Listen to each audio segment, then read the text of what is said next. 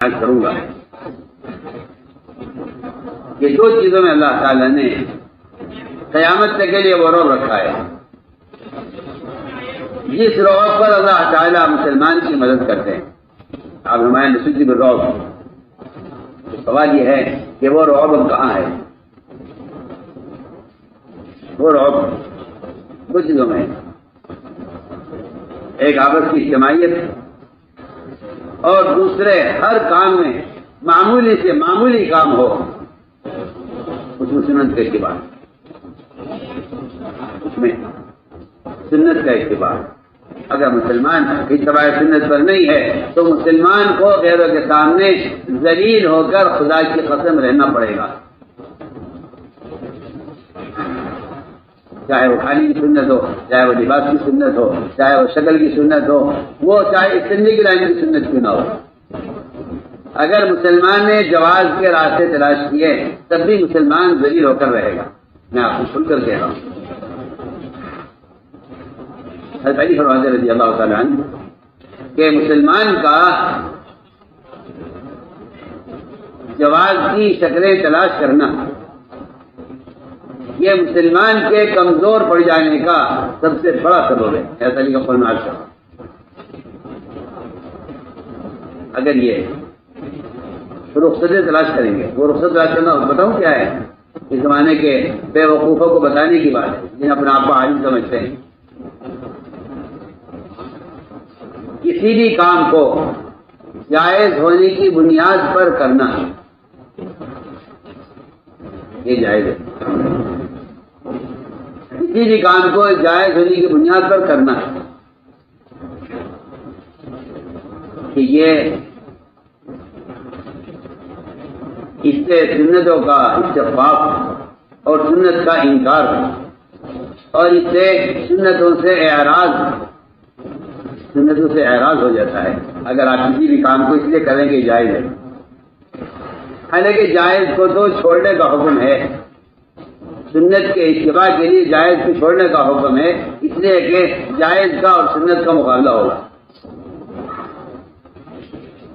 جائز ایک ایسا راستہ ہے جو حرام سے بعض مرتبہ حرام سے ملا دیتا ہے. کہ جائز ایسا راستہ ہے جو حرام سے ملا دیتا ہے، اور اس کے حرام کے درمیان جو ایک دیوار ہونی چاہیے اور ایک رکاوٹ ہونی چاہیے، جائز پر چلنا دیوار کو منہدم کر دیتا ہے، ختم کر دیتا ہے، اور اس کے اور حرام کے درمیان کوئی رکاوٹ باقی نہیں رہتی. مجھے عرض کرنا ہے اس سے پہلے کہ سارا رعب جو اللہ نے رکھا ہے وہ اتباع سنت میں ہے، وہ اتباع سنت میں ہے. اس لیے کہ میں ایک مثال کرتا ہوں کہ مسلمان کے اندر شجاعت اور بہادری باطل کے مقابلے میں کمزور نہ پڑنا، اس کا واحد راستہ وہ اتباع سنت ہے.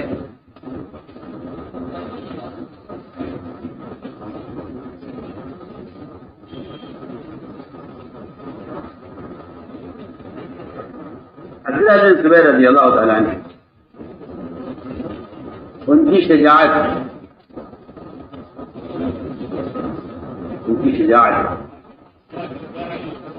اور ان کے اندر جو ہے دلیری اور استقامت کہ جب پتھرا ہو رہا تھا کعبے پر تو یہ نماز میں ایسے کھڑے ہوئے تھے کہ گویا انہیں معلوم نہیں کہ کیا ہو رہا ہے،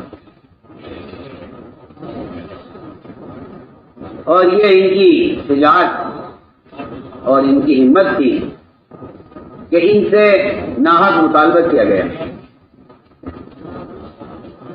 ناحق مطالبہ سے ناحق مطالبہ کیا گیا تو یہ اس مطالبے کو پورا کرنے کے لیے تیار نہیں ہے، بہت زور ڈالا گیا، ناحق مطالبہ قبول نہیں کیا۔ اس لیے کہ جو آدمی اتباع سنت پر ہوتا ہے وہ باطل کے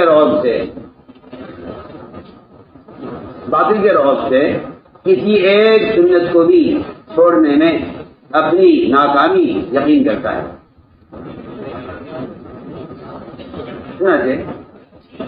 ان سے مطالبہ کیا گیا اور ناحق مطالبہ تھا۔ انہوں نے جواب میں یہ کہا وَلَا أَلِينُ لِغَيْرِ الْحَقِّ قُتَلُهُ حَتَّى يَلِينُ لِغَيْرِ مَا بَغِي الْحَجَرُ، کہ میں ناحق مطالبے کو کبھی قبول نہیں کروں گا، اس لیے کہ چبانے والے کی داڑھ میں پتھر نرم پڑ سکتا ہے، لیکن عبداللہ بن زبیر یہ ناحق مطالبے کو قبول نہیں کر سکتا۔ یہ ہو سکتا ہے کہ چبانے والے کی داڑھ میں پتھر نرم پڑ جائے۔ ولا عليم لغير الحق يسأله حتى يلين لغير ما بغي الحجر، کہ چبانے والے کی داڑھ میں پتھر نرم پڑ سکتا ہے لیکن ناحق مطالبہ آپ کا پورا کر دیا جائے، یہ نہیں ہوتا۔ اس لیے کہ جو آدمی مخلوق کو راضی کرنے کے لیے ناحق مطالبے کو پورا کر دے یا مخلوق کو راضی کرنے کے لیے حق سے زبان دبا لے،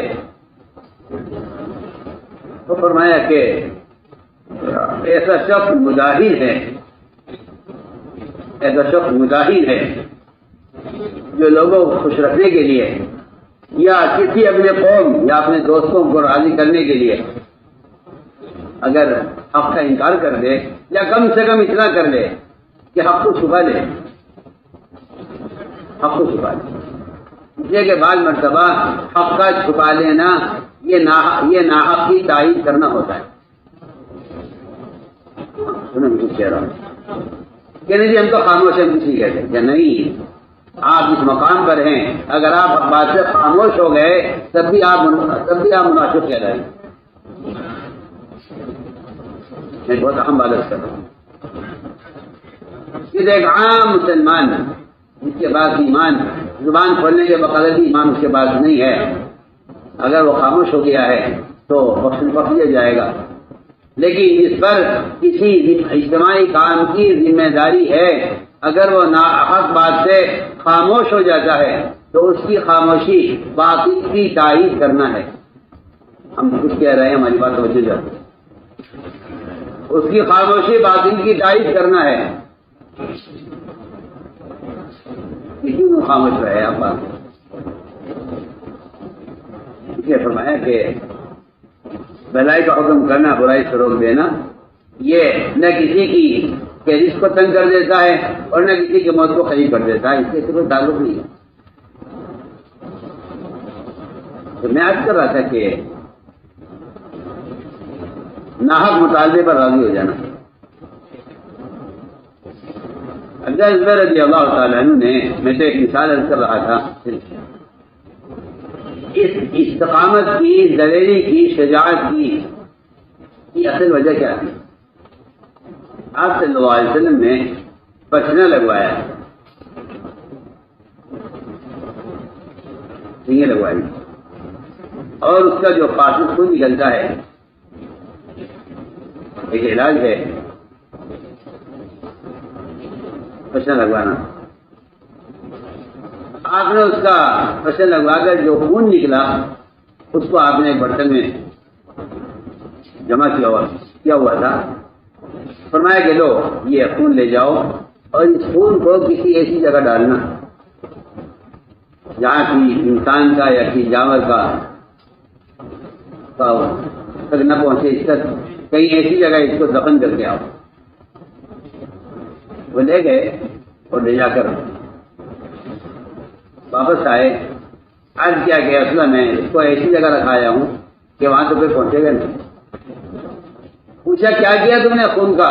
عرض کیا اللہ ایسی جگہ میں نے اس کو محفوظ کر دیا ہے جہاں کوئی پہنچے گا نہیں۔ فرمایا فرمایا کہ ہمارا خیال یہ ہے کہ تم نے وہ خون پی لیا ہے. اللہ میں نے خون کو پی لیا ہے. فرمایا کہ جس کے پیٹ میں نبی کا خون چلا گیا ہے جہنم کی آگ اس پر حرام ہو گئی. اب ایک بات کر رہا ہوں، میری بات پر توجہ ہے. اگر وہ نبی کے بدن سے نکلنے والے فاسد خون کی وجہ سے اس کی جہنم حرام ہو سکتی ہے، تو پھر اور اس کے اندر دلیری شجاعت اتنی اس پر آدمی پر پتھروں سے بمباری کی جا رہی ہو، پتھراؤ کیا جا رہا ہو، اور اسے کسی بات پر مجبور کیا جائے وہ کہے کہ نہیں میں ناحق عذاب نہیں دوں گا. جب آپ کے خون پینے میں سے اتنی شجاعت آ سکتی ہے تو جو آپ کے بدن سے ظاہر ہونے والے ہماری عبادت ہیں اور آپ کے بدن سے نکلنے والے آپ کی ضروریات کے طریقے ہیں، ان کا ان کے اتباع سے کیا شجاعت مسلمان میں آنی چاہیے اور اس پر کیا استقامت ملنی چاہیے، میں ایک مثال کر رہا ہوں. اس لیے مجھے پہلی بات یاد کرنی ہے کہ میں یہ بات محسوس کر رہا ہوں بڑی تیزی کے ساتھ کہ خود کام کرنے والوں میں بھی اب سنت کا اتباع ختم ہو رہا ہے، اور یہ بیچارے ایسے بے عقل نکلے کہ یہ جواز کے فتوے لے لے کر سنتوں کو مٹانے میں ایسے لگے ہوئے ہیں. تو یہ کہتے ہیں سنت ہے، کوئی فرض تو ہے نہیں. اور مجھے تو ایسے مسائل پر بھی تعجب ہے جس میں یہ کہہ دیا جاتا ہے کہ ہاں یہ بھی کر سکتے ہیں مگر سنت یہی ہے. آپ کا سنت کے ساتھ مگر لگانا یہ آپ کا سنت کو مٹانے کا آپ پر جرم ہے. آپ کا ہاتھ ہو رہے آپ کا یہ کہنا اختیار ہے، آپ کو ایسا کر لو یا ایسا کر لو. میں کہتا ہوں یہ اختیار نہیں ہونا چاہیے، سنت کی اتباع میں اضطرار ہونا چاہیے. یہ آپ کا خیال بالکل باطل خیال ہے. آپ کا خیال باطل خیال ہے کہ آپ کو سنت کے اختیار ہے، فرائض کا اضطرار ہے. میں کہتا ہوں آپ کا خیال باطل خیال ہے. اگر آپ کا خیال یہ ہے کہ فرائض پر عمل کرنا تو لازمی ہے، سنت کا آپ کو اختیار ہے، تو آپ نے معاشرے کے حصے سے آپ مرتد ہو گئے ہیں. آپ اس بات پر غور کریں کہ اگر آپ کے نزدیک سنت عادات ضرورت کی سنتوں کا پورا کرنا لازم نہیں ہے تو آپ کے ایمان کا تہائی حصہ اللہ کی قسم ضائع ہو چکا ہے اور آپ معاشرے کے اعتبار سے مرتد ہو چکے ہیں. اس لیے کہ یہ بات بالکل واضح ہے حدیث کے اندر کہ جس مسلمان کا لباس یا اس کا کھانا یا اس کی شکل کسی غیر مسلم سے ملتی ہوگی، ایسے مسلمان کافروں کی طرح اللہ تعالی کے دشمن ہو جائیں گے. یہ حدیث بالکل واضح روایت ہے، اس میں کوئی شک نہیں. اس کی شکل یا اس کا لباس یا اس کی پینٹ اور اس کی شرٹ اور یا اس کا ظاہری لباس اگر کسی بھی غیر مسلم سے ملتا ہے، یہود سے، نصارہ سے، انگریز سے، یا جو ہے فنوانی طریقہ ان کی ضروریات میں اگر داخل ہو گئے تو حدیث صاف کہتی ہے کہ ایسے مسلمان کافروں کی طرح اللہ تعالیٰ کے دشمن ہو جائیں گے.